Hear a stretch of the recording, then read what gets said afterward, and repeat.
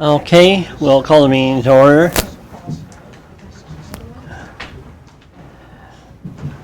So we have item 1.1. Is there any conflict or peculiar interest on today's agenda?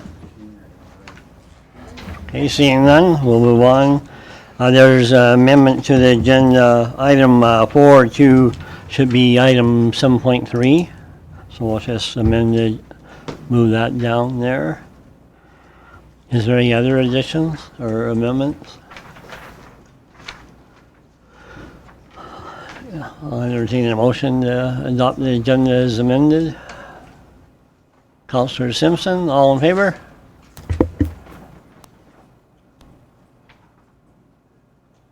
And then we have 3.1, council meeting minutes of September 23rd.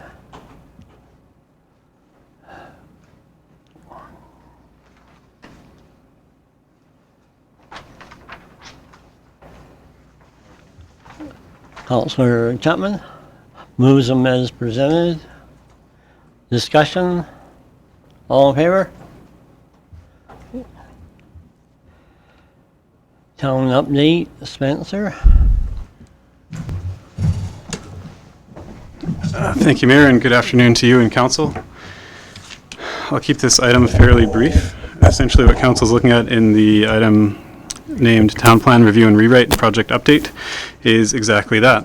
So I'm happy to update Council on the Town Plan Review project. We're making good time in terms of the overall project deadline and the timelines that have been set. However, because of the volume of work and other projects that have had to be shifted in priority over the past couple of months at this time, I'd like to request a 1-quarter extension to the original 12-month timeline for this project. So instead of being ready December 2019, it would be ready by April of 2020. And that would give us plenty of time to wrap up the actual drafting of the document and a final round of engagement with the community and other stakeholders. So other than that, the report also contains a fairly comprehensive report on the first phase of public engagement. I won't go through that in detail because it is quite lengthy. It's posted on the website, and there is a brief summary at the very front that captures what's been shared by the community members for that first round of feedback. Essentially what we'll do is use the feedback that's been captured to help inform the drafting of goals, objectives, and policies that we would then run through with the town plan working group and for one last round of engagement with the community. So that's all I have at this time, and I'm happy to answer any questions Council has. Questions through the Councillor Chapman? Thank you, Worship. As I read through this report, I was really intrigued by the comments that came forward in it. Just as an action item, I know that we had talked about street lighting, and would you be able to update Council as to where we are with that street lighting, as that was already in the works from a year ago? Certainly, through the chair to Councillor Chapman, thank you for the question. I don't have the exact details as to how that project is going, but I do, from what I understand, the operations department and one member of our infrastructure and engineering department has been working closely with Fortis to ensure that that project has been undertaken in an efficient and effective manner. Any other questions? Thank you for the report, Spencer. Councillor Chapman? I'll make a motion to extend the survey then for the time period. Motion. To approve the request for a 1-quarter. I'll start again. Council approved the request for a 1-quarter project timeline extension, with April 2020 being the new deadline for the completion of the new plan. Okay. I think we can probably do both in the same motion, just and to receive it for information. Furthermore, to receive the town engagement results of April to July 2019 for information. Thank you. Discussion? Call the question, all in favor? Yeah, it's carried unanimously. Thank you. Thank you, Spencer. Thank you.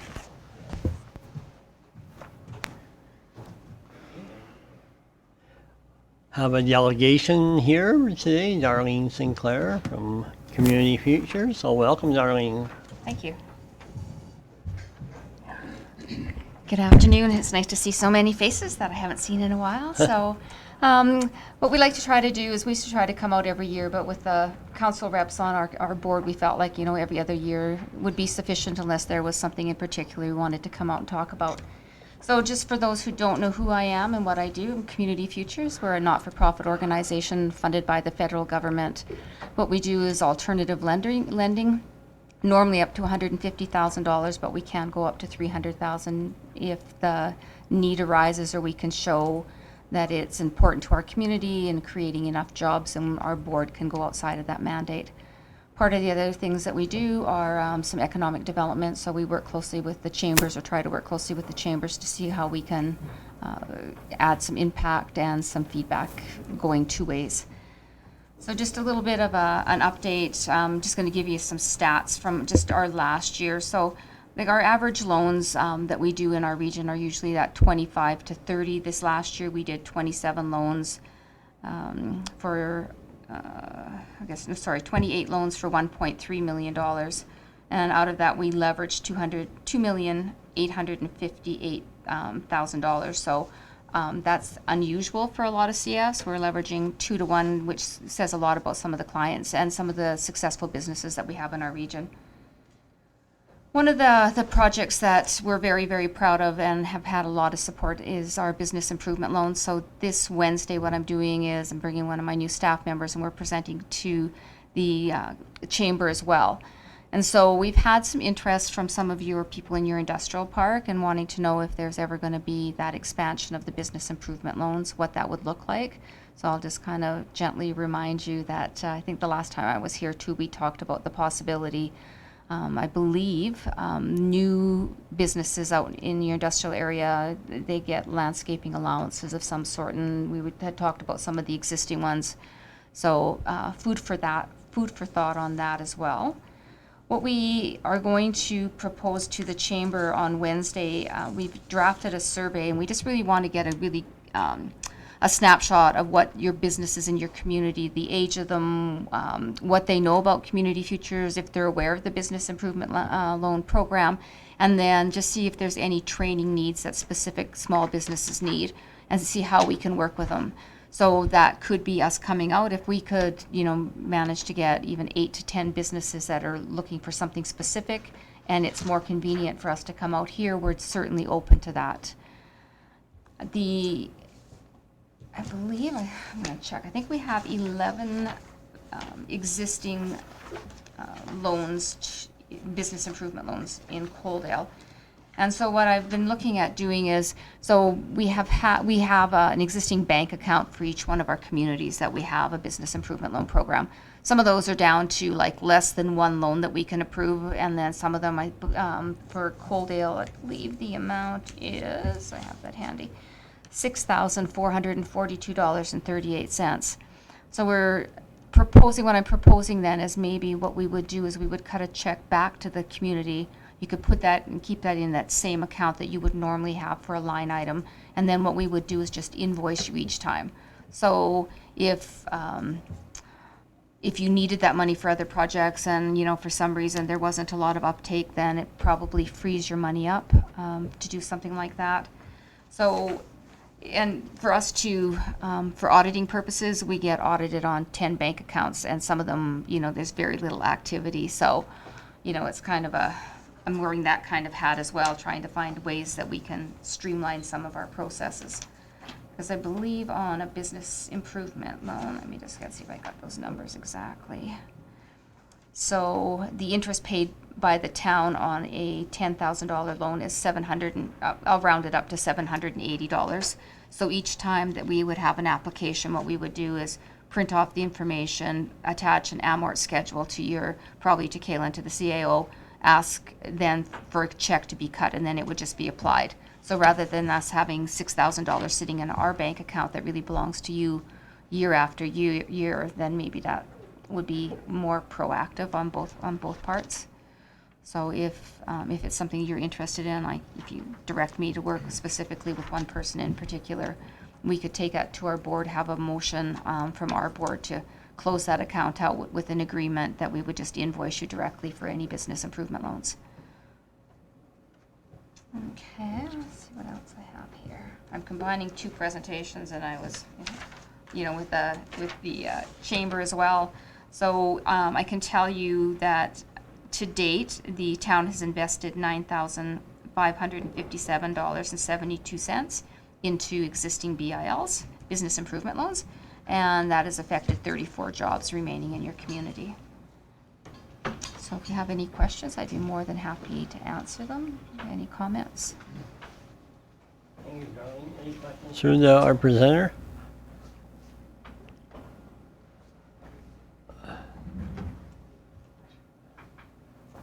Councillor Chapman? Thank you, Worship. And thank you, Darlene, for your presentation. My question to you would be, is it through a calendar year, like January 1st to December 31st? Is that when this takes place, or what's the terms of reference there?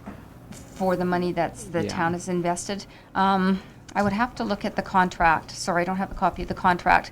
Our year goes from April 1st to March 31st. The agreement we've had with pretty much all the communities is we have an outstanding balance. We just keep drawing down on it.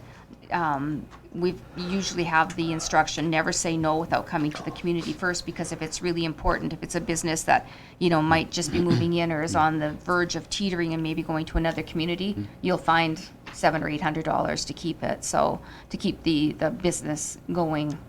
I'll look that up though, yeah. So I don't think we've drawn on that line item last year. I think that's carried forward from the previous year. Okay. The other question I do have is, does the town do the marketing and advertising for that program, or how is that tailored Joint. out? Yeah, it's joint. So what we've always requested is that businesses that are coming into your community, that there's information. We make sure that you've got electronic copies of loan applications and the brochures. And then when we come out to the chamber, we always talk about our business improvement loans. If we have a business from this region that comes to us for other assistance, we always make sure at that point too they know. So it is a joint promotion for sure. Okay, thank you. Thank you. Right. Well, I think that'd be a good thing to, direct you to bring the account back to save you all those auditing procedures and that, so I think we'd be supportive of that. Mm-hmm. Roger's your representative? Mm-hmm. Is he doing good? He's doing great. Okay. All So right. then who would you like me to work with? Would I be working, on getting an exact amount back into your bank, and then there again looking at whether there's any interest from expanding what your existing business improvement loan program looks like. So Yep. some feedback on that. Kyle, I imagine. Yeah. Would that be right, Kyle? All right. Sure. Okay. All right.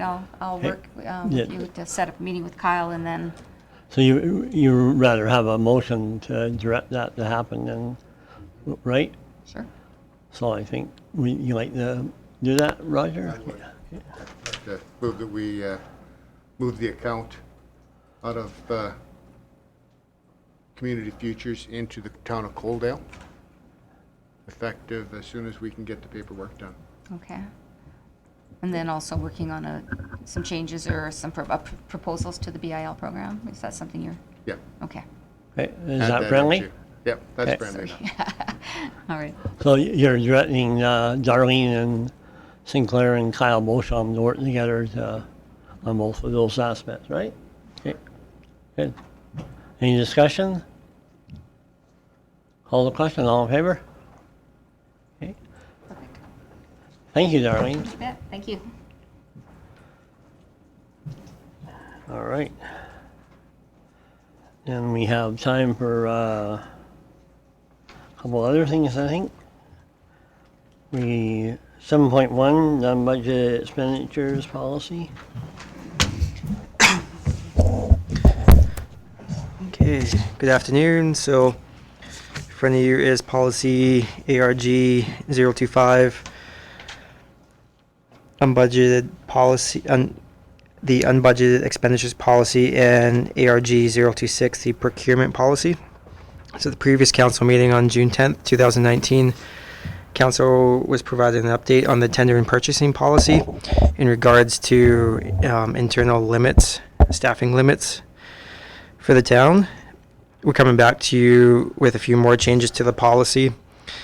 Just to outline these policies, so the previous tender and purchasing policy has been split into the two new policies as referenced.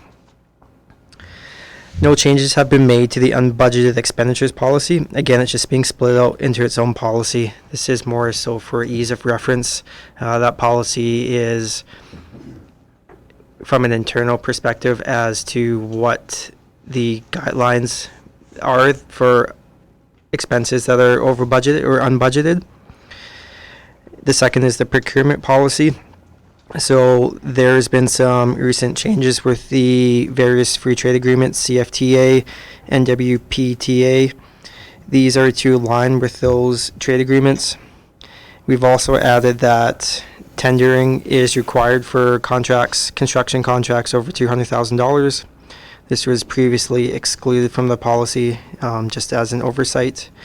This $200,000 is in accordance with these trade agreements as referenced. That summarizes the changes between the policies, and I'd be happy to answer any questions from council. Any questions, Sir Kyle? Councilor Chapman? Yeah, thank you, Your Worship, and through to Kyle. I think the one thing that really stood out most to me in your procurement policy was item 1.6.9 for best value considerations, and I like the fact that you've inputted that, being that the maybe just as a background, that there is a private member's bill coming before the Alberta legislature to consider best value considerations in procurement. The rationale for that is that procurement policies shouldn't necessarily all have to follow the cheapest route. Sometimes it's better to follow the route that considers what you're getting for those dollars that you're going to be expending. And so if there's better value, that might be the best way to go. So I appreciate seeing that in here. Thank you. Any other questions or comments? Councilor Holm? Yes, thank you, Your Worship. I just noticed that when we get into the estimated values, goods and service for construction and quotations, that right now looks like it's recommending that $10,000 be the limit for not requiring any quotations, and that we can simply, I'm assuming then, sole source up to $10,000. I'm looking at page 8 of 11. I wonder if $10,000 isn't a little high for sole sourcing to any company that we have working with the town of Coaldale. I know government-wise we were always anything under $2,000 we could actually make some decisions on sole sourcing, and $10,000 without even requiring a quote or anything written. It's just basically verbally, here you go do something for $10,000. Just seems just a little too free in my mind. And I'd like to see that move back down to that $2,000 to $3,000 range.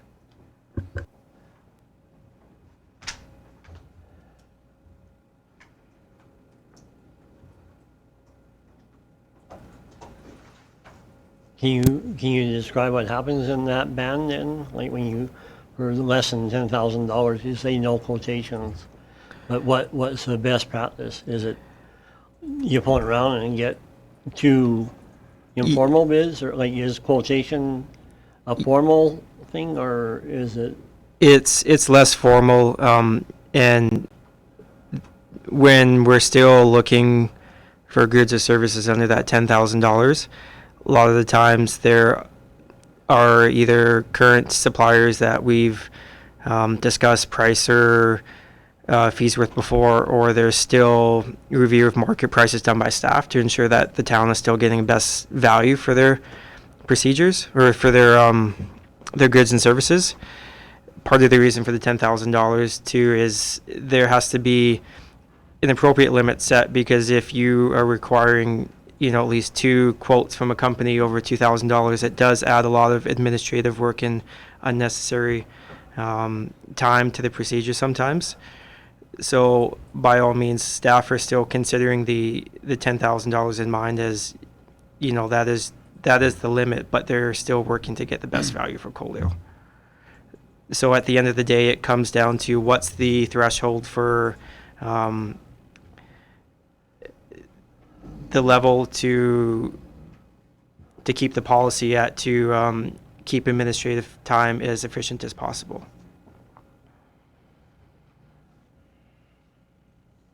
Councillor Chapman?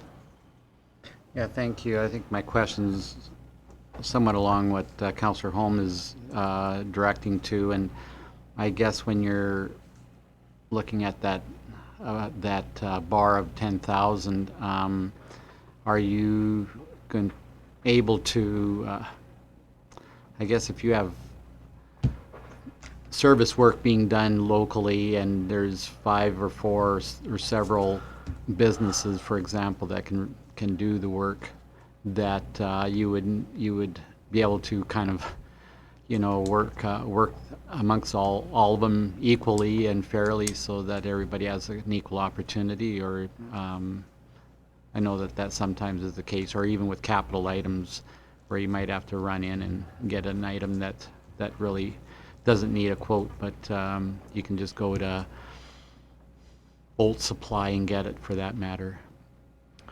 Yes. Sorry, could you reword the question? I'm just unclear of. I'm just unclear of the question specifically. Could you just kind of reword it that? just goes along with the idea that when you're sourcing, that to create fairness amongst any either local businesses or other businesses that might be not needing a quote directly, that you might be going directly, that you might have an opportunity to share your services with other sources. Yeah, definitely. Okay, and that goes back to, yes, town staff too. They do work at, if there isn't a formal quotation process or a formal tender process, they do, by all means, work with local businesses to, have agreements on hand that if they're, say, not using services at the time, they're using them as required and whatnot. So that's something we do shop around the community for. One thing to add to these values, the only thing changing as part of this policy is the 200,000. Just to Councillor Holmes' question, the $10,000 has been the current policy that we've been operating with, so that isn't any change to this. That doesn't mean it doesn't have to change, but just to provide a little historical content on that. Okay. Any other questions, comment? Councillor Lloyd? Thank you, Your Worship. So you do have the option to get a quotation if you want to under 10,000. I think that we need to take into consideration the time that the administration puts into this, and I think we should just leave it at 10,000, would be my opinion. Kalen? Just one other potential element, there's not just staff time, but there's also vendor time, and depending on the type of work that's required, there aren't enough vendors available to get multiple quotations. So in order to comply with the policy, you have to get fairly creative in how far you go, going up to Calgary, Edmonton for something, just to get that second quote. Logistically, they're not going to be able to do it because of travel and other logistics. So there also is the cognizance of the amount of time that you're using for a vendor just to meet the right criteria for a policy. So that's the other thing that you have to be a bit more mindful of.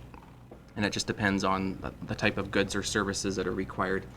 it's easy for certain items where there's multiple, but sometimes it's not that simple. And then we have to get a little bit creative to get that second quote. And that's when you start wasting time of vendors, when you know logistically it's likely not going to be them due to proximity. So just one other element to take into consideration.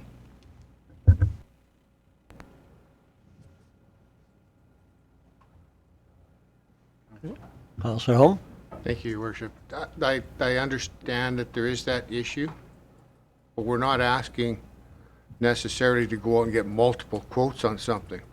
I just want to make sure that we actually have it, a quote, something in writing prior to going out and giving them a blank check to do something. If we needed to buy $9,000 worth of tires, should we just be writing a check to ABC Tire Shop in Coaldale without even asking what the price of those tires are going to be? Just put them on and we'll write you a check later? We got to be a little more cautious with public money than that, that at least we have something in writing, that if somebody comes back in the future and said, how come you went to ABC? What was the price of that? That we actually have it and we can actually verify that this is what the cost was. That, you know, just to have a blank check up to $10,000 seems a little too much. Go ahead. Yeah, so I think I follow now, and we, as a practice, we have a corresponding paper trail so that it's clear on what we're asking versus what we're getting. If the quotation process column in that table was amended where minimum of one written quotation, does that? Have to have something. Is there a purchase, do you guys use purchase orders when you're buying stuff, or what? Typically, yeah. Would be So that'd be, cover that then, would it not? right, but I'm suggesting that we could amend the text here to say a minimum of one written quotation so that it's, Whether it be an estimate or a purchase order? that's correct. Okay. Even though that's the practice we follow, it may be a good idea to amend the wording here so it's consistent with some of the other checks and balances that we follow. Okay.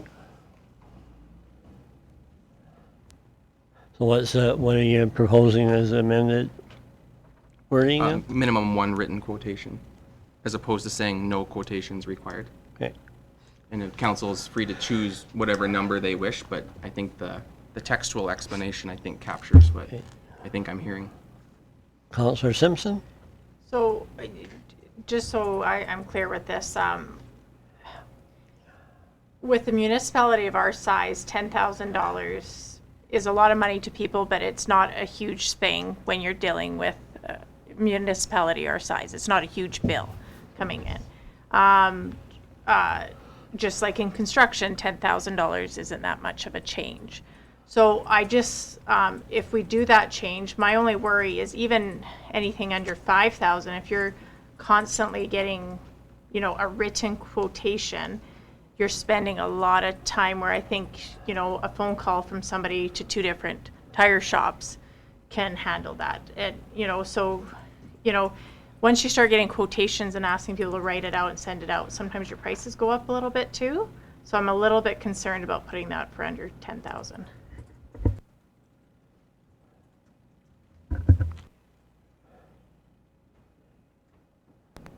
Councillor Holm? And my only issue with this is right now, it states that we don't even need a quotation for under 10,000. Doesn't say phone 2 people and ask for 2 different prices.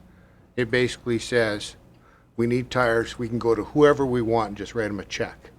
We don't even have to ask for a price, let alone ask for 2 prices on the telephone. So that's where I have trouble with this. One point, if I may add to, just for context, staff still must operate within their operating budget within this. So the operating budget is another checks and balance to make sure that staff aren't spending more on an item that they should to. So that does help this.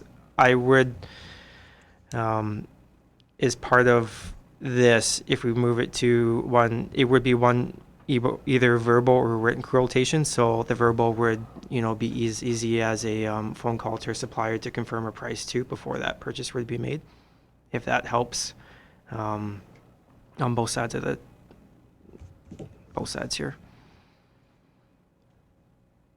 My biggest problem is $10,000. So then, yeah, like I mean, the way it is written now, amend it, then you put that band, and then you're phoning for a quote on $1.50. Can you give me a quote on that Papermate pen? That so I guess we want to be careful what like where we don't get too. Like I agree with what you're saying, but I guess maybe the band on when you're doing that is another consideration. If it should be from 0 to 2,000 nothing, and then from 2,000 to 10 the other thing or something like that. And that's my point. That's why I'd like to see this move to, say, $3,000. At $3,000, you got freedom to go to whoever you want, whenever you want.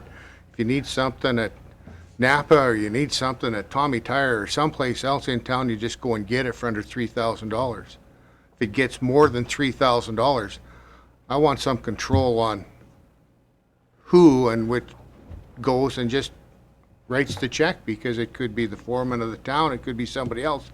Just walking in, as long as it's under $10,000, make it $9,999. I don't have to ask your competitor about it. I can just write you a check time and time and time again with no comment. So that's my concern.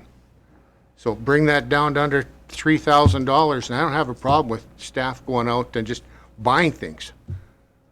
That's not a big deal. It's just to just go out and buy things for under $10,000 seems like a lot of money without any follow-up. Okay.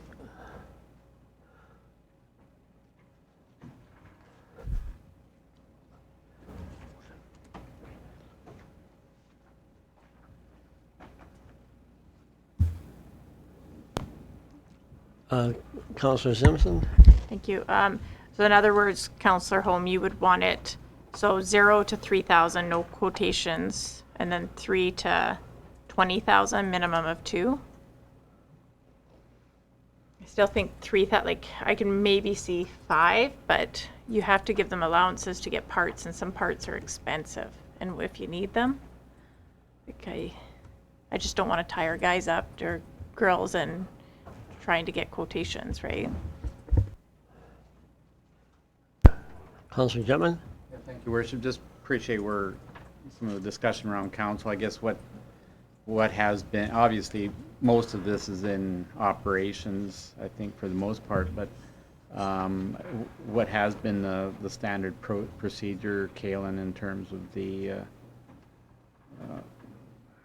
acquiring items from printers to mower decks?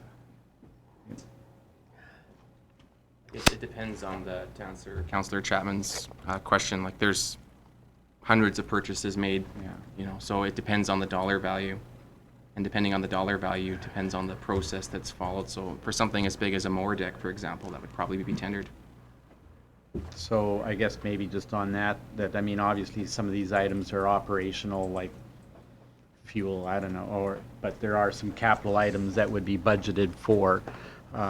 Tires not necessarily be, but for the most part, there are some regular expenditures that are done that you do go check around for some prices, but you go with your best gut feeling, I guess, on some of them, or the best quote or best value for that matter on valves and what have you. So you guys do use really good judgment, I guess. I'm putting the faith hat on, or the trust hat on here for those purchases. Oh, absolutely. Yeah. And I understand, both sides of the discussion. I guess where we're coming from is if you have it too constrictive in a policy, you create inefficiencies in workflow. So council just has to decide, do you want to spend the money with the inefficiency in workflow in certain situations, or do you want to, that's really where it comes down to. So I guess if we're going to use the wording for the first line under 10,000, that there has to be a written quote just to satisfy the paper trail or the due process due diligence to the taxpayer? Is that kind of the best way to do it? Right now, it seems like there's a handshake kind of a system going on here, and I think that that's where there's some concerns that are being addressed. Yeah, I would disagree with the characterization of a handshake type system because there is quite a few checks and balances that are followed. Okay. But I'll give you another example. If you're in the middle of a job and you call a plumber, for example, and they open something up and the cost is $2,500, and they open something up and you're going to need a part that's another $1,000, that puts the total job over the $3,000. So you've got a contractor that's already there. That puts you now over the new threshold. Now you're getting, multiple quotes when you already have a contractor on site. So this is where, policies aren't perfect. They can't account for all types of situations. And my only advice to council is that the more restrictive you have the policy, the more workflow inefficiency opportunities that are going to arise. It's not the end of the world, but it does delay, and delay can cost. So that's my take on it. Is there a rush to do this? Like, given discussion, would you feel better taking this back and kind of incorporating some of the discussion? Because, like, this is a more robust thing than we're really talking about here, because obviously you go through AUMA for the bulk purchasing things and RMA for stuff, and you have different standing arrangements with, I mean, the way the town operates isn't covered by these 8 pages of document for the most part. Like, you have, and you're getting RFPs for different things, and you're being more and more sophisticated all the time in how you're doing things. And like, I don't want to have an unintended consequence of having a big bureaucratic nightmare here either, right? I mean, I think we need some wording that, gives comfort to the fact that, we acknowledge, that we can acknowledge that there are there's good rigor in our purchasing policies and whatnot. And I think we have to not tie your hands, that's for sure, and is there a better way to put some wording into, giving that assurance that there is, like, I personally, I have no doubt that there's lots of rigor in what's going on in that, but I don't want to diminish, somebody's concerns that a document says, At this time, I don't think there's any further work we could do to bring this back. Like, just to stay on the topic of this, if we're talking about our purchasing controls, I can assure you that we have the highest purchasing controls that most municipalities see. There is numerous controls, checks and balances that account for all the funds that go out the door. So as far as, I don't think there's any more work to do on this policy. I think now it's just, if there has to be adjustment to the number, that if council wants to lower that or change that, that's fine at this time. I think it is best, though, to make a decision on this today, in my opinion. Rianne? I agree with Kyle, too. I think we need to decide on the amount. I think we also need to trust the people that are being employed by the town of Coaldale, and that they're making the best decisions. And I hope we have the right management in to make sure that those are being followed. And if something was alarming, I'm sure Kyle or somebody would bring it forward to that department. So we need to give some trust. We need to give a little bit of leeway, because I don't want to lose the momentum of a job, or if something breaks down to, hey, wait a minute, I can't go get this $1,000 part because I need to get. I don't want to see that, and I think we've been running with this as, and there's been no big alarms, so I think we're probably good as it is. Is part of the discussion that has been happening, like, there is, if you do have it, like, for efficiency, to have, say, from $3,000 to $10,000 or $5,000 to $10,000, one verbal quote, or even like one verbal quote is required. That is not, that isn't as big of an issue for administrative time, because most of the items that we purchase anyways, we are asking about price before we purchase them. So that would constitute that verbal quote. So something like that would probably work for both sides here, if council wanted to do that. Okay, is it Kalen and then Councillor Lloyd? Oh, yeah, go ahead. Go ahead. Go ahead. Go first. I was just gonna make a motion. Oh, all right, go ahead. Maybe I shouldn't say my comment. I had one potential, one compromise that, may work based on the discussion. You could add another line that's 0 to 3,000, no quotations required, and then 3,001 to 10,000, minimum one written quote. It's a bit of a hybrid, but I'm just trying to, instead of getting stuck on this for 2 hours or tabling it, it's just one potential compromise. I would just say written or verbal as to comply with the 10 to 20,000. Okay, Councillor Lloyd on deck and then Councillor Avery. Oh, I was just gonna agree with Brianne that we have a great staff and we need to trust them. If it's been working in the past, why change it? I would just make a motion to leave it the way it is. If you're ready for a motion or not. You have a comment or Councillor Avery? Sure, just one comment. So even if we lowered that estimate of value, and if we use Kalen's scenario where you dig up a line and something else is broken, well, now that's not your typical $2,000 or $2,500 job.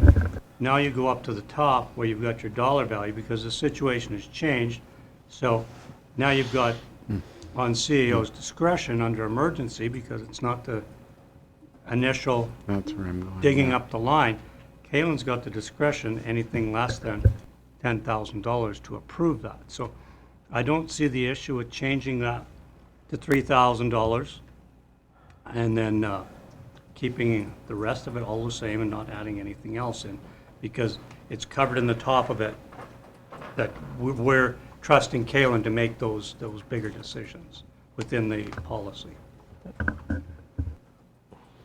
Just a final comment, and I agree with Councillor Avery. I think, in fact, there's probably two components here. One being that some items might be time sensitive, or where another situation arises out of from a prior situation, so you don't want to jeopardize the time situation. The other thing too is this. I'm sure that the 10,000 is mostly short-term purchases. It's not something that would be completely budgeted for in a robust budgeting cycle. No, I would disagree in that last one because we do operate within the budget. So the items we would be purchasing would be within the budget. Yeah. Okay. Well, the floor is wide open for a motion here then.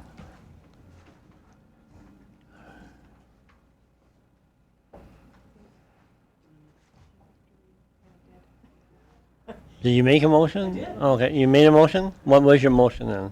Leave it the way it is. Well, I guess, so then your motion would be to go with the staff recommendations then. Okay, Councillor White moves the recommendations as put forward in the staff report. Any discussion?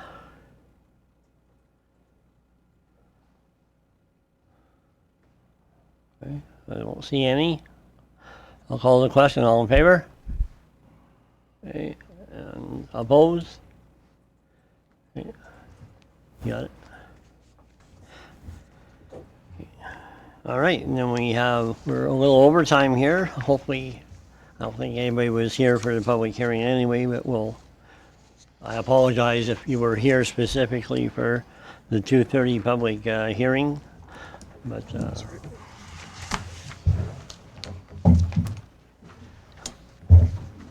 so we'll open the public hearing for land use redesignation bylaws 766P09-19.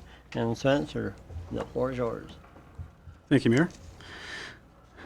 So as mentioned, this is a public hearing for bylaw 766-P-09-19. At the land legally described as Plan 5703 HJ Block 3 Lot 8. This is an established residential area. The current zoning of the property is residential R1A, and the proposed zoning is R1B. As indicated at the time it was brought forward for first reading, this bylaw is focused almost entirely on allowing the landowners to subdivide or apply for subdivision after this bylaw is considered, in order that they may have less of a waiver required for the lot size that would be created based on this bylaw. So, Lana, if we could bring up the image of the site on the next page. Essentially what we have is we have a 153-foot deep lot by a 50-foot wide lot.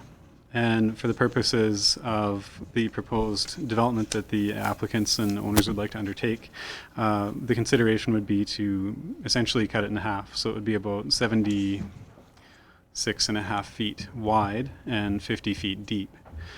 Now, the applicants don't actually have to apply for rezoning as they have to apply for subdivision.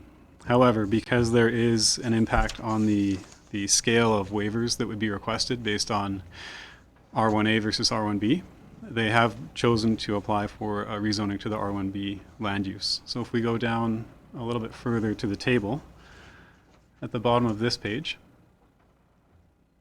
what this means in practice is that basing the discussion entirely on lot size, if the applicants were successful in having their property rezoned and they went to apply for subdivision and they were successful for subdivision, the waivers would end up looking like what they do on the right side of the table under R1B. So they would have a 24% lot length waiver and a 7% lot area waiver. If it was left R1A, they would have a 31% length waiver, 32% area waiver, and a 1.6% width waiver. So essentially what it's doing is trying to bring them closer to, but not within compliance for minimum lot size. Consideration may be given to the fact that it's in an established residential area as point one. Point two would be that there are other properties, not exactly like this, but similar to this, that have had rezonings undertaken for the same intent. And the third point that I'd make just for clarification purposes is that if Council chose to approve or refuse second and third reading of this bylaw, the applicants are still able to carry forward with subdivision application. The Municipal Planning Commission is in no way bound to make a decision based on the zoning of the property, whether it's R1A or R1B, and that's more just for clarification's sake, so that your decision does not fetter in the decision-making authorities or the outcome of the Planning Commission's decision. We do have two fairly small footprint lots that would be created out of this, one of which would have an existing home on it on the west side of the property, and the potential new lot on the east side of the property would have a new home built on it. Sometimes there is concern regarding the size and shape and character of a new build in an existing neighborhood. However, we do have Section 34 of Schedule 4 of the Land Use Bylaw, which does allow for the Planning Commission to put certain conditions on an application for an infill property based on building design, massing, and scale to ensure that it doesn't have a perceived or material detrimental impact to the neighborhood. So at this time, I would propose that I can field any questions that Council may have on this application. Okay, are there any questions of Spencer, Councillor Avery? Thank you, Worship.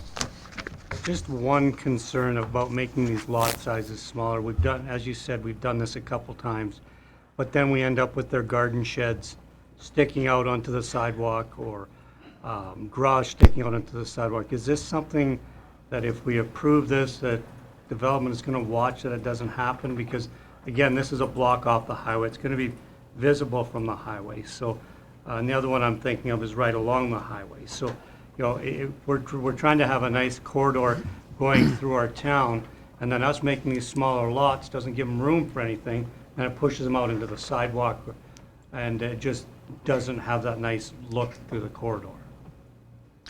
Through the chair to Councillor, it'd be excellent points. What I would say to that is that we do have the development permitting process in place that does, after a 10% waiver on one measurable standard, allow for the Planning Commission to be the final decision maker for something that might be considered out of character or intrusive in that neighborhood setting. Okay, Councillor Chapman and Councillor Paul. Thank you, Your Worship. I'm just thinking about the waivers that will be required. What is going to be the takeaway on the waivers, both on R1A or R1B? It sounds like there's a substantial amount of waiver required above the 10%, that would be normally the standard waiver that would be might be approved upon request or application. Through the chair to Councillor Chapman, if I understand your question correctly, it has to do with what the possible outcome of granting these waivers could be. Ultimately, we also have within the development permitting process for this type of lot a maximum lot area that can be covered by a home. So regardless of waivers, there are a number of checks and balances that make sure the home doesn't exceed the area that it's been given to build within. And within the bylaw itself, there's also a statement in the administrative section that states substandard lot sizes may be created and developed on to the discretion of the development authority. Go ahead. Thank you, Mayor. What happens with that garage on the corner? Is it going to be gone? Is that Through the chair to Councillor Pauls, that is, I should correct an error in a statement that I made. There are two applications that are quite similar. The other application that's coming forward on the 28th has a home that's staying on one half of the property. In this instance, the garage would be removed, and I believe it's the intent that two homes would be built. Okay, Yes, my apologies for that error.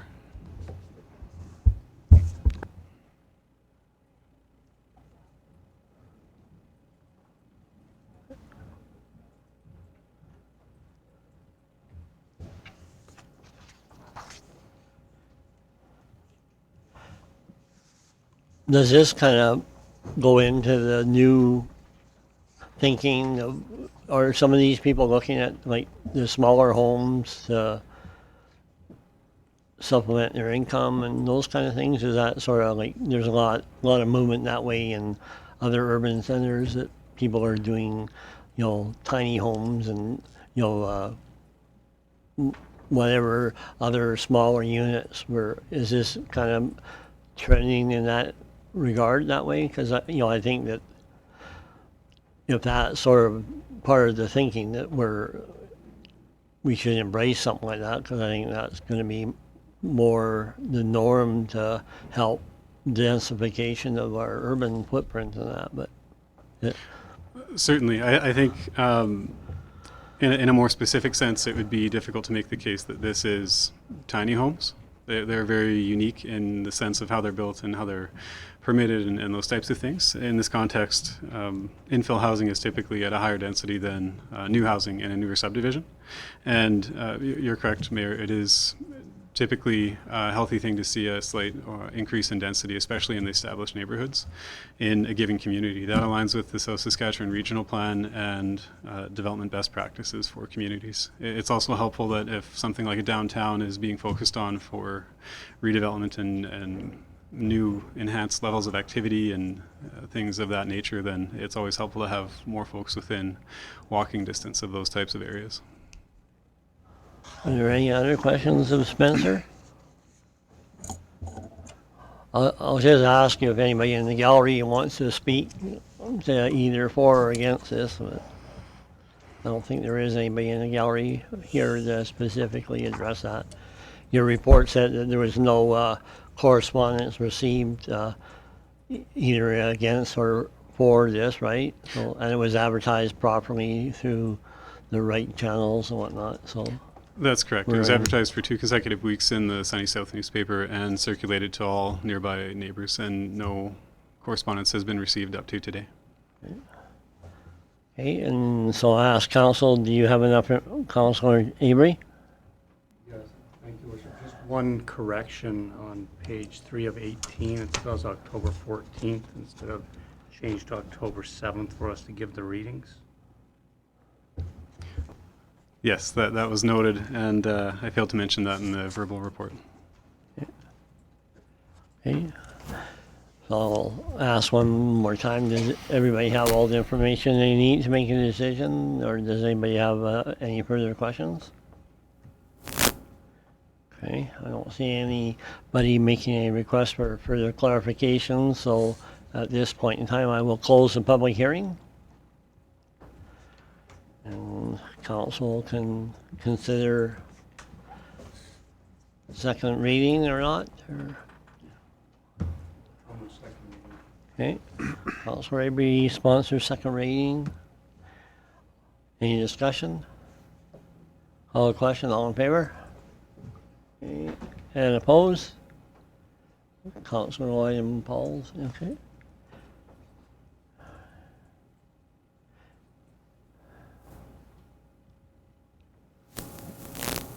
And there's a marvelous opportunity for third reading, waiting for anybody.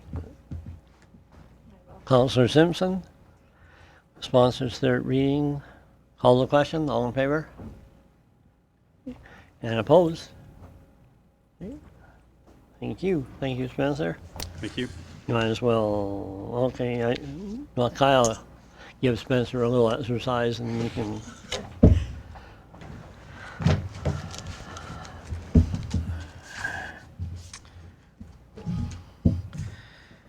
So following an RFP process that occurred over the past few months, Town of Colville had awarded their banking services to the Bank of Montreal. As a result in the change in banks, for paperwork and signing authority, they require a motion to confirm these signing authorities on the bank account. Currently, 2 of the 4 that you see on the staff report must sign. We're not requesting any changes to this.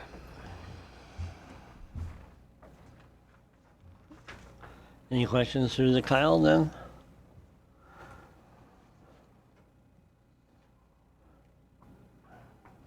Councilor Chapman? Thank you, Your Worship. I'll make the motion that the following people with the signing authority for the town's banking service include Mayor, our CAO, Director of Corporate Services, and Director of Planning and Community Development. Is that right? Correct. All right. Councilor Chapman moves the recommendation. Any discussion? Call the question, all in favor? Okay.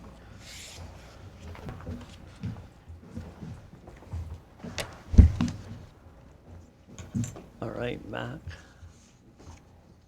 Okay. Spencer, item 7.3.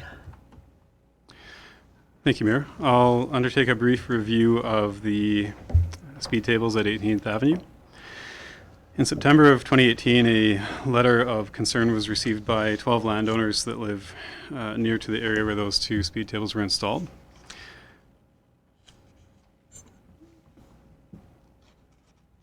After receiving that letter, analysis of the roadway that was the focus of the complaint was undertaken, and that analysis was a little bit long in terms of process. Initially, it ended up being a point for discussion internally with staff until we could take a next step and get these speed feedback signs installed at that location to determine whether or not there was a significant issue with speeding.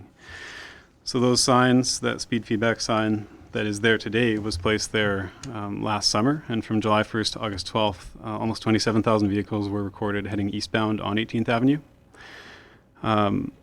Of the 27,000 vehicles heading in one direction over a 5-week period, over 7,000 of those were traveling in excess of 60 kilometers an hour, and almost 4,000 were traveling in excess of 65 kilometers an hour.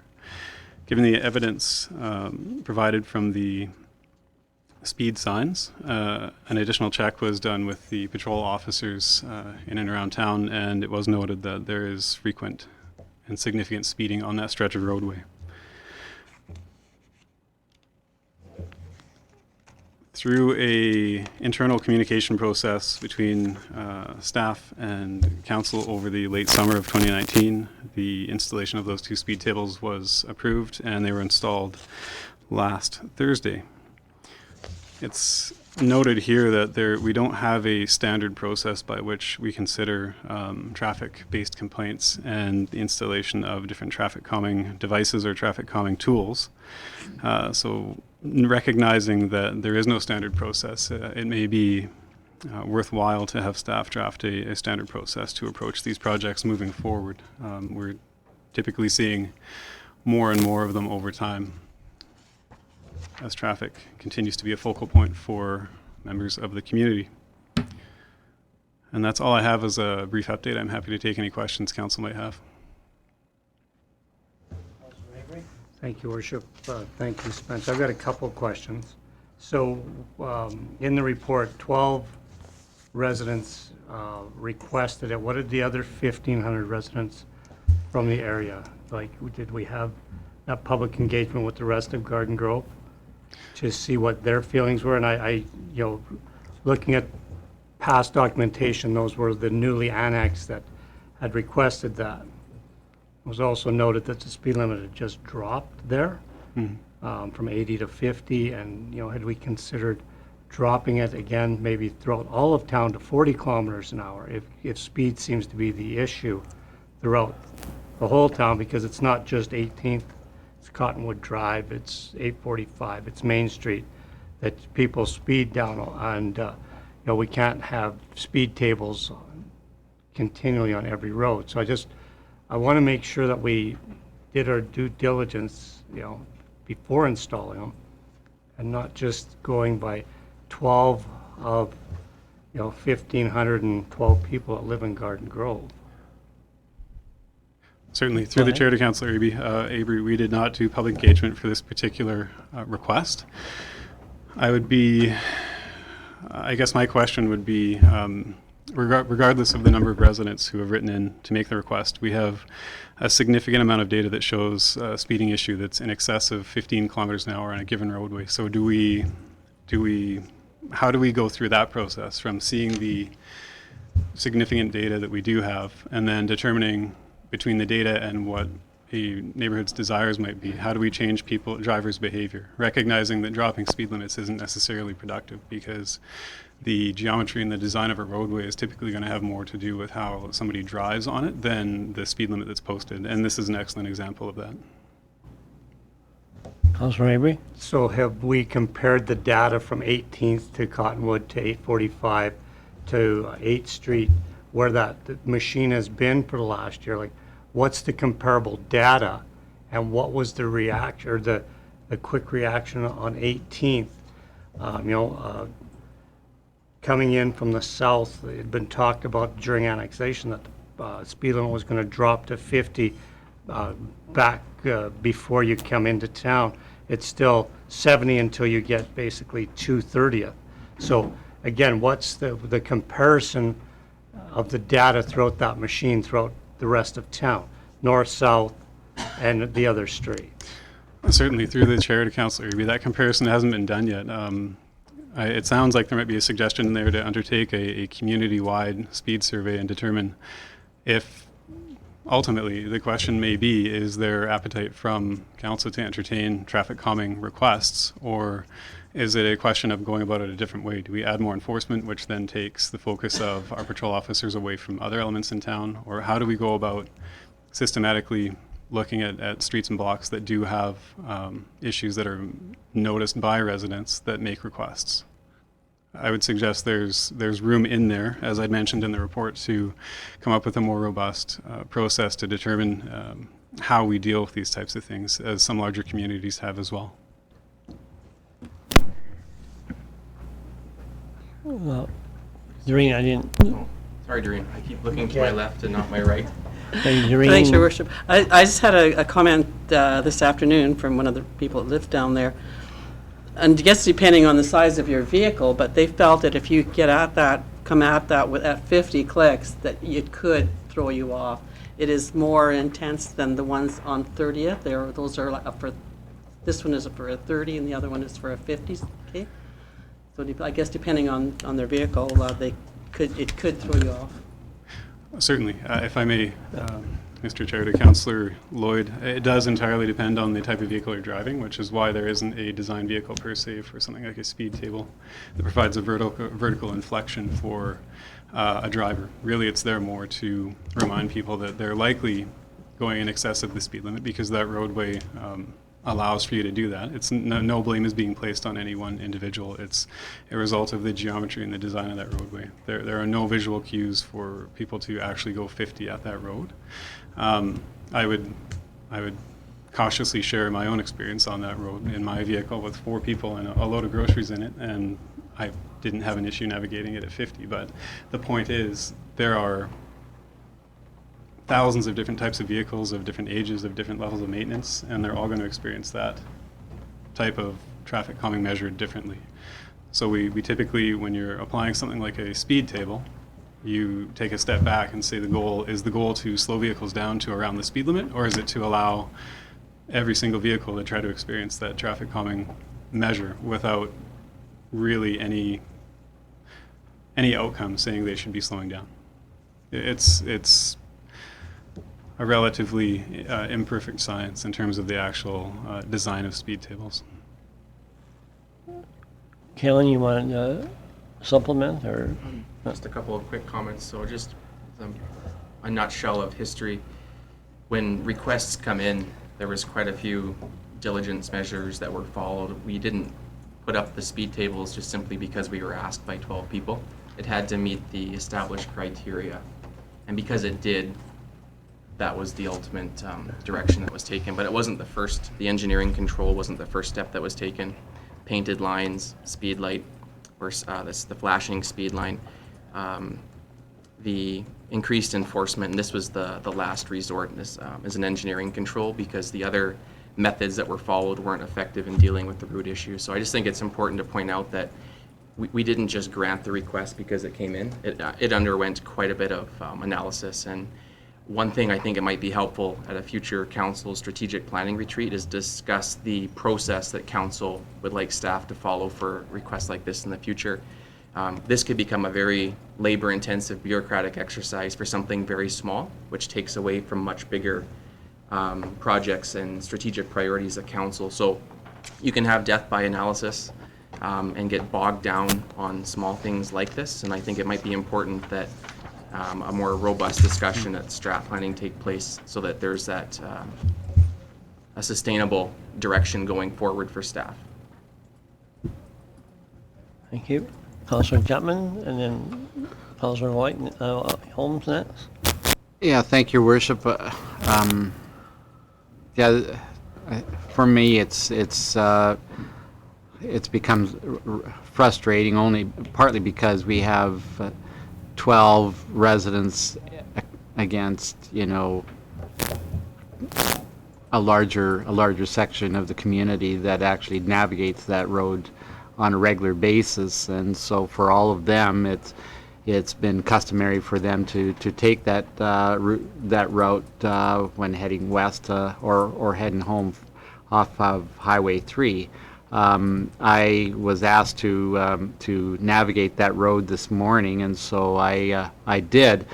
And Councillor Lloyd does make it quite clear that the difference between 30th Avenue speed tables and these ones are much more abrupt, and I would have suspected that if there was going to be any type of speed tables put anywhere, that they would have some level of consistency that can gain some appreciation for their use. And in this case, it is very abrupt, and for many vehicles, it could be very damaging, even at a posted speed, or even a lower speed. It is very rough.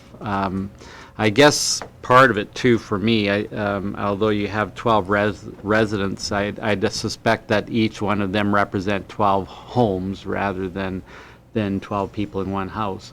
But having said that, I think their complaint from their letter back in September was that there was an inclusion of pedestrians navigating that roadway as well, and I don't see in this report where pedestrians were really considered in that whole process, including the 7,300 vehicles that were used to navigate that road. So I would have expected that there could have been a pedestrian count to support the case, and I know that on 30th Avenue we worked on that issue for quite a long time and trying to address how pedestrians can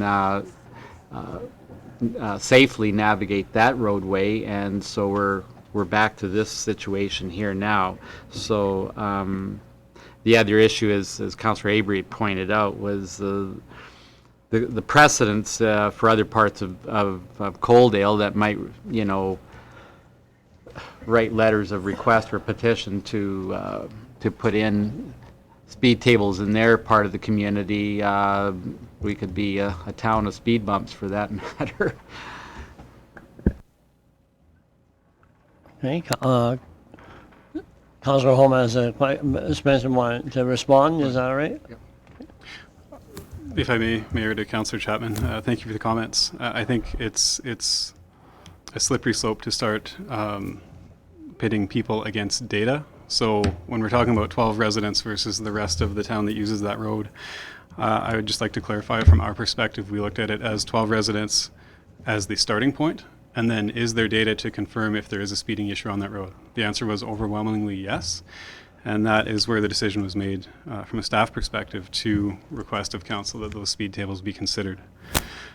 30th Avenue was a different process, and from the feedback we've received so far, as Councillor Irby has quite rightly pointed out, we should be looking at the data from those other areas of town where we do have the speed signs. However, 30th Avenue, a design was prepared for 30th Avenue, and if I remember correctly, before those 5 speed tables were installed, it was requested by that part of the community that they be softened a little bit so that they don't create as much of a jarring motion. So I guess the question is the goal speed reduction, or is the goal the perception of speed reduction? Because the anecdotal feedback we get from 30th is that they don't really work or do much. So we did consider that when we designed these 2, and that's just something that needs to be noted in this discussion. In terms of precedent, as I mentioned, this is why other communities do have more robust processes in place to consider traffic calming. Traffic calming typically, over the short, in some instances, short and long term, costs significantly less than more traffic enforcement, and it's not a point-in-time solution. It's a solution that carries over a long period of time. Enforcement typically is a solution when a patrol officer is there. When a patrol officer leaves, the issue tends to come back.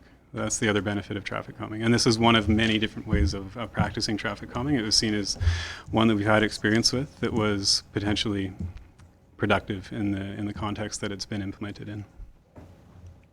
Councillor Holm, go ahead. Thank you, Your Worship. Yeah, I'm kind of caught on this one because when the email came out back on August 18th, now I know that there were a couple of council members never did respond to any of those comments. I took the whole conversation as exactly that, conversation, not a decision-making tool. That's what I thought council chambers are for. So when I heard last week that these tables were all of a sudden being installed, it really disappointed me that we would take some discussion on an email, and then a number of the discussions came out immediately as soon as it was brought forward saying, okay, I might be for this, and mine was one of those ones that I might be for it, but I want more information. I want to know what happened with enforcement in the past. I want to know what the traffic was. I want to know all this information. 2 weeks later, yes, we did get a report from Kalen on it, and a whole 2 of 7 council members weighed in and said, fine, let's go with it, after we got that information. Never came back to a council meeting or anything. And that really disappoints me that when we put them in on 30th, we took months of discussion, not just a couple of days and a couple of emails. We stood out on the side of the road to watch traffic go by because it's an extremely narrow, and it is a real pedestrian, a real issue for a lot of people there. And we took a long time to make that decision to go ahead and put that type of speed limitations in. This one on 18th really disturbs me that we would do something like this without true council consultation, in my mind. An email out saying, hey, here's a suggestion for this, what do you think about it? And here's some traffic information. You know, that's great information to know that we had 26,000 or 27,000 people went through that area, and that 3,800 of them were actually doing more than 15 kilometers an hour over the speed limit. That's good to know. So what? Let's have some real discussion on these things before they're done in the future. I don't know what the consequences would be to say, let's flatten these things out, because I took the time to take a drive on them when I got back from Lloydminster yesterday and did this morning. Took a drive over them, and on purpose, I went my normal speed. I went about 57 kilometers an hour, because holy cow, that's kind of what I do when I go to Tim Hortons from the grocery store down that street too. So yeah, I do actually admit that I go a couple kilometers an hour more than the speed limit. Then in my half ton, I was almost airborne. So I don't know whether it's easy to flatten these things or to take a grader and rip them out. I'm not sure how we plow those things properly at a fast enough speed to actually throw snow off to the side on a kind of a county. It used to be a county road, but it is a road. It's not like 30th, where it's a very, very shallow, very narrow road system. So I've got some problems with it, but I guess I might be too late. Rhiannon? So I took a drive over it today in my car, which is lower to the ground. I took the first speed bump at 54 kilometers an hour. There was a truck, trailer with a skid steer on the back of the trailer. He took it at the same speed as I did because I did not slow down until afterwards. The second speed bump, he slowed down. So is it effective? Yes. So is it doing what we intended it to do? Yes. Was there speeders in that area? Yes, I have witnessed it.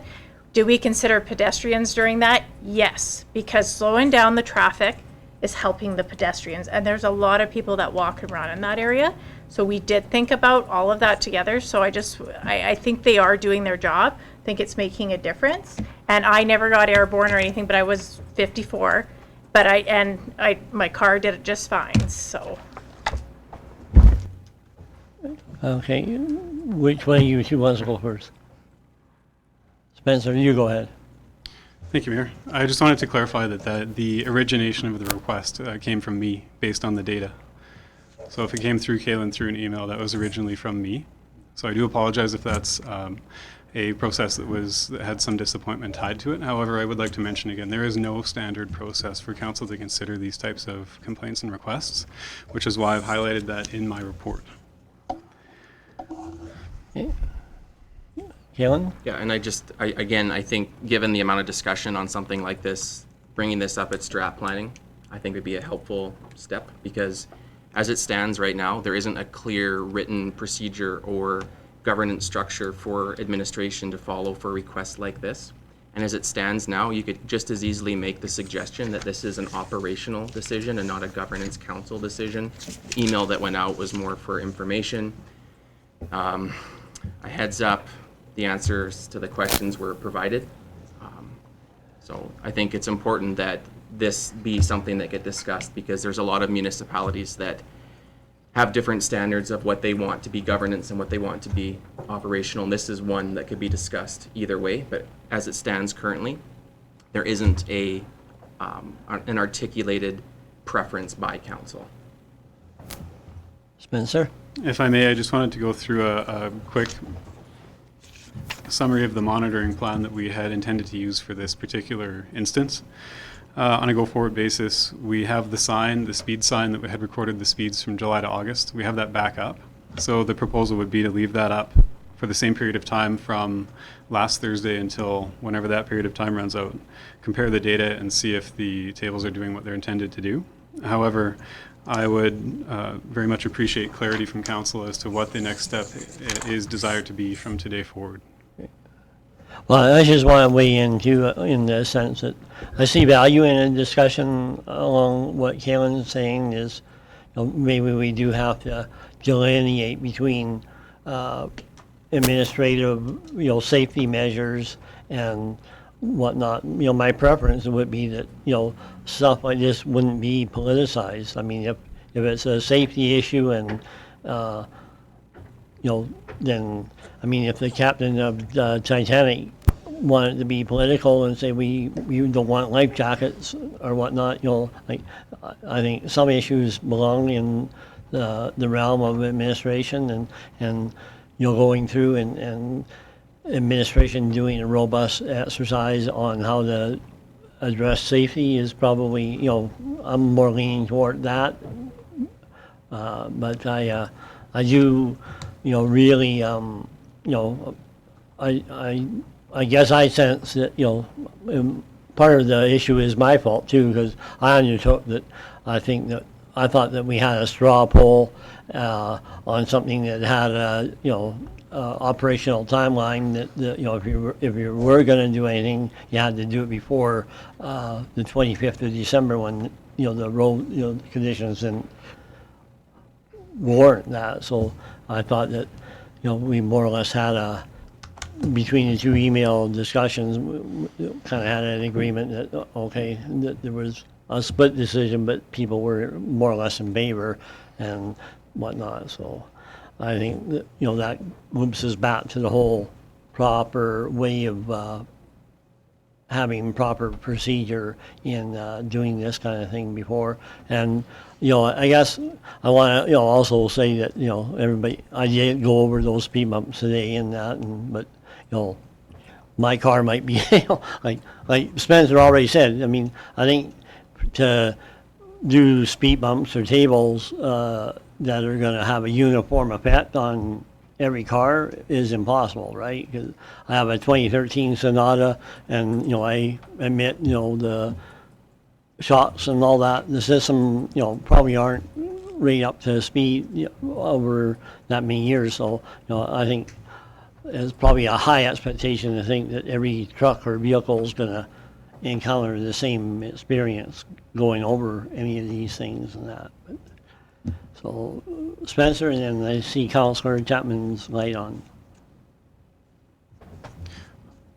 My comments were summary in nature, so if Councillor Chapman would like to go first, Okay. that's perfectly fine. My comments will be summary as well, and I'd like to ask your time frame for this monitoring. I think whether it is a test case, otherwise, the speed tables are in. So if you'd prefer to use that as a test case and keep the light up, speed light, and give us a time as to what the differences in numbers from the 7,300 vehicles that you're quoting here, as to what those same 7,300, maybe there might be a lot less, being if people start using other roadways to bypass that speed corridor. So with that, what I'd like to see is continued policing in the meantime, and how that relates to it, and whether you use photo radar and how that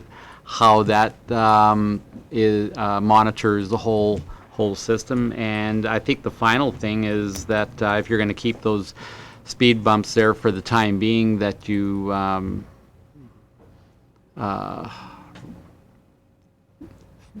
how should I say it, repair them or make them a little more user-friendly. Through the chair to Councillor Chapman. There is an opportunity to soften the approach and exit angles, which is the slope when you first enter the speed table and when you first leave it, as a compromise to removing them. However, I would say that my preference should be removed from the discussion at this point. I would prefer to have council make the final decision on what does happen with whether we remove or soften the angle, or if there's another preference that is of council's desire. I'm going to suggest this, that you smooth them out. Well, no, Yep. either somebody, we're not taking suggestions, somebody make a motion, and then we'll, There was no motion to begin with. no, but we're not making, so let's make a motion so we can drive this forward, okay? Councillor Simpson? I don't think we need a motion right now. Why don't we just see what happens in the next little while, see what the sign says, if there is a change in speed, because, honestly, it takes time for some people to get used to it, because one, it was a speed corridor. So why not see if it's actually effective before we even make a motion on any changes? Well, but we do have to make a motion. I mean, either we receive this report or whatever, right? So that's my point is, like, if we're done talking, then hopefully somebody will make a motion. Counselor Holm. Thank you, Your Worship. I'm not a traffic engineer or a designer, so I would make the motion that we accept this report for information.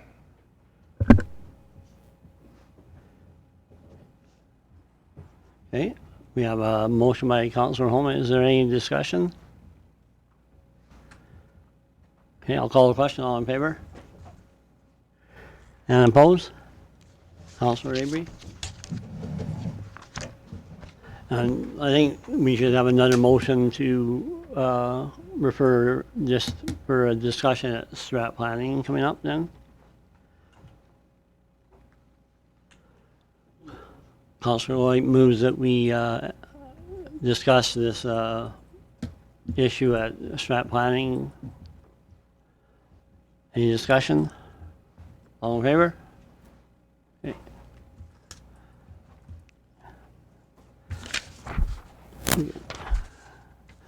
Okay, are we all done with that piece of business then? Okay. Then we have reports. We have 9.1 and 9.2.